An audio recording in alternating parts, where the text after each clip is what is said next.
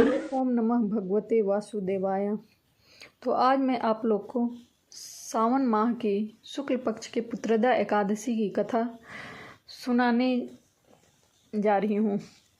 श्री युधिष्ठिर कहने लगे, हे भगवान, श्रावण शुक्ल एकादशी का क्या नाम है?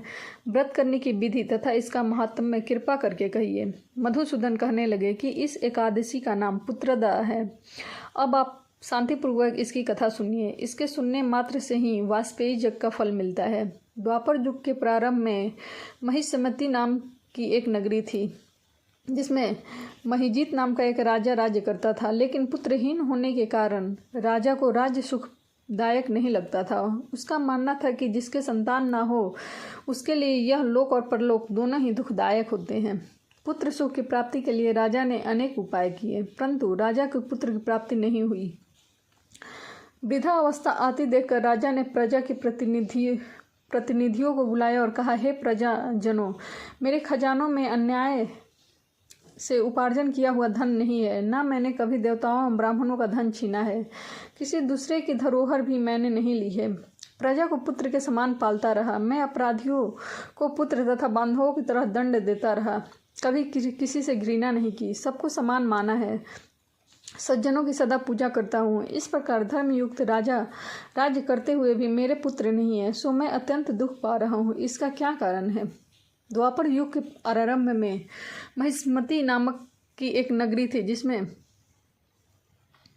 राजा महिजीती ने इस बात को विचार करने के लिए मंत्री तथा प्रजा के प्रतिनिधि वन को गए। वहाँ बड़े बड़े ऋषि मुनियों के दर्शन किए। राजा की उत्तम कामना पूर्ति के लिए किसी श्रेष्ठ तपस्वी मुनि को देखते फिरते रहे। एक आश्रम में उन्होंने एक अत्यंत वयोवृद्ध धर्म के ज्ञाता बड़े तपस्वी, परमात्मा में मन लगाए हुए, निराहार, जितेंद्रिय, जीवात्मा, जित क्रोध, सनातन धर्म से गूढ़ तत्वों को जानने वाले, समस्त शास्त्रों का ज्ञाता महात्म्य लोमस मुनि को देखा, जिनके कल्प के व्यतीत होने पर एक रोम गिरता था। सबने जाकर ऋषि को प्रणाम किया। उन लोगों को देखकर मुनि ने पूछा, आप लोग किस कारण से आए हैं? निस्संदेह मैं आप लोगों का हित करूंगा। मेरा जन्म केवल दूसरों के उपकार के लिए हुआ है, इसमें संदेह मत करो। लोमस ऋषि के ऐसे वचन सुनकर सब लोग बोले, हे महर्षि, आप हमारी बात जानने के लिए ब्रह्मा से भी अधिक समर्थ हैं, अतः आप हमारे इस संदेह को दूर कीजिए। महिष्मती पुरी का धर्मात्मा राजा महिजीत प्रजा का पुत्र के समान पालन करता है, फिर भी वह पुत्रहीन होने के कारण दुखी हैं। उन लोगों ने आगे कहा, हम लोग उसकी प्रजा हैं, अतः उसके दुख से हम भी दुखी हैं। आपके दर्शन से हमें पूर्ण विश्वास है कि हमारा संकट अवश्य दूर हो जाएगा, क्योंकि महान पुरुषों के दर्शन मात्र से अनेक कष्ट दूर हो जाते हैं। अब आप कृपा करके राजा के पुत्र होने के उपाय बतलाइए। यह वार्ता सुनकर ऋषि ने थोड़ी देर के लिए नेत्र बंद किए और राजा के पूर्व जन्म का वृत्तांत जानकर कहने लगे, यह राजा पूर्व जन्म में एक निर्धन वैश्य था। निर्धन होने के कारण उसने कई बुरे कर्म किए। यह एक गांव से दूसरे गांव में व्यापार करने जाया करता था। एक समय ज्येष्ठ मास के शुक्ल पक्ष की द्वादशी के दिन मध्याह्न में जबकि 2 दिनों से भूखा प्यासा था, एक जलाशय पर जल पीने गया। उसी स्थान पर एक तत्काल की ब्याही हुई प्यासी गौ जल पी रही थी। राजा ने उसी प्यासी गाय को जल पीते हुए हटा दिया और स्वयं जल पीने लगा। इसलिए राजा को यह दुख सहना पड़ा। एकादशी के दिन भूखा रहने से वह राजा हुआ और प्यासी गौ को जल पीते हुए हटाने के कारण पुत्र वियोग का दुख सहना पड़ रहा है। ऐसा सुनकर सब लोग कहने लगे, हे ऋषि, शास्त्रों में पापों का प्रायश्चित भी लिखा है, अतः जिस प्रकार राजा का यह पाप नष्ट हो जाए, आप ऐसा उपाय बताइए।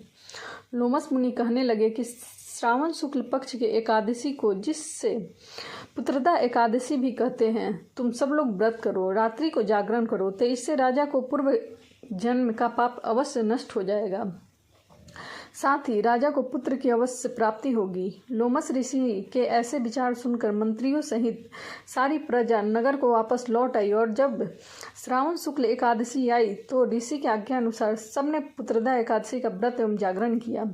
इसके पश्चात द्वादशी के दिन इसके पुण्य का फल राजा को दिया गया।